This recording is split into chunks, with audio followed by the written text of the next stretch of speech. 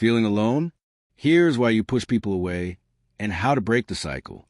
Hey there, welcome back to the channel. I'm Zachy, and today we're talking about something that many of us have experienced but might not always understand. Why am I pulling people away? It can feel like you're distancing yourself from others, even when you don't want to, and it can be really confusing, especially when you're feeling low. Whether it's friends, family, or even a romantic partner, it's hard to explain why. When we need the most support, we push people away. But this is more common than you think, and it's something worth exploring. So let's dive in. We've all been in moments where we feel drained, where we don't have the energy to keep up with social interactions, or where the thought of talking to someone feels like too much. We end up retreating, withdrawing, and often we don't even know why. It's like an automatic response, one that's hard to control, but that doesn't have to define us. Depression and emotional withdrawal. One of the primary reasons why we start pulling away is depression. Now, depression is much more than just feeling sad.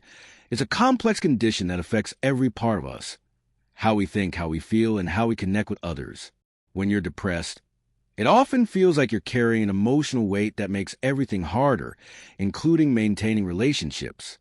It drains your energy, and sometimes even simple tasks feel like monumental efforts.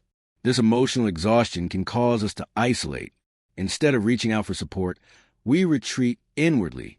It's almost like the depression convinces us that we're a burden, that others won't want to be around us, or that we're too much to handle.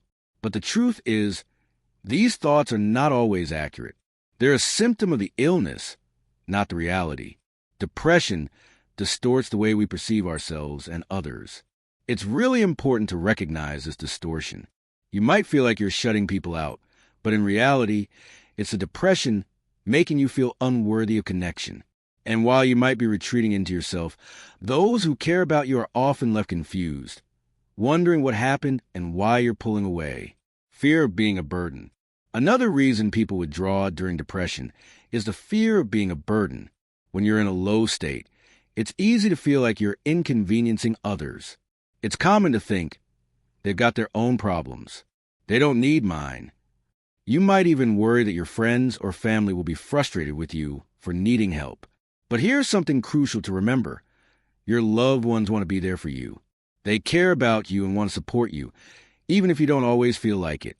That feeling of being a burden isn't just about asking for help. It's about feeling like your presence might be overwhelming. But the truth is, no one who truly loves you will think of you as a burden. Your struggle is a part of life, and they're going to be there through it, whether you reach out or not. The cycle of isolation. The more you isolate yourself, the more the feelings of loneliness and sadness deepen, and that creates a vicious cycle. You pull away because you don't feel good enough or worthy of attention, but the more you isolate, the more you reaffirm those negative beliefs. It's like being stuck in a room without doors. Every time you retreat, you're adding another layer to that wall. It's hard to break out of that cycle because it feels like the easiest thing to do is just stay in your own head. But the more you isolate, the worse you feel. And when you feel worse, it gets harder to reach out again. It's important to realize that the longer you stay isolated, the more difficult it becomes to reconnect. So, the key is to break the cycle early, even if it's just a small step. That small step might be as simple as texting a friend, letting someone know you're having a hard time, or even just saying, "I'm not doing well right now." It's not about unloading everything all at once. Sometimes, just acknowledging where you are can make a huge difference. Reaching out. It's okay to ask for help. Now, I know it's hard to reach out when you feel down, but it's important to remember that you don't have to do this alone. You might feel like asking for help is the hardest thing in the world, but it's also the first step toward healing. Sometimes, people don't know that you're struggling unless you let them in. It's a vulnerable thing to do, but reaching out can open up opportunities for connection and support.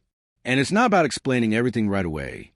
Sometimes just saying, "I don't feel great," or "I need someone to talk to," is enough. Those who care about you will be there, and they'll want to support you, not judge you. Reaching out is a sign of strength, not weakness. It's a sign that you're taking steps, however small, toward feeling better, understanding you're not alone. Finally, here's something to keep in mind.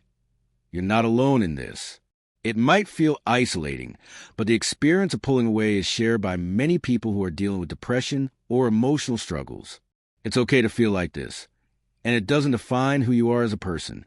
Your feelings don't make you weak or unworthy. They make you human. So, if you've been pulling people away, it's okay. You don't have to feel ashamed or embarrassed. You're not broken. You're just going through something difficult. And that's okay. Depression doesn't have to control your life or your relationships forever. You can rebuild those connections one step at a time, and that starts with being kind to yourself. If this video helped you or made you feel a little less alone, don't forget to hit that like button and subscribe to the Adzakaprat channel for more content on mental health, well-being, and personal growth. You're stronger than you think, and you don't have to go through this journey alone. Take care, and I'll see you in the next video.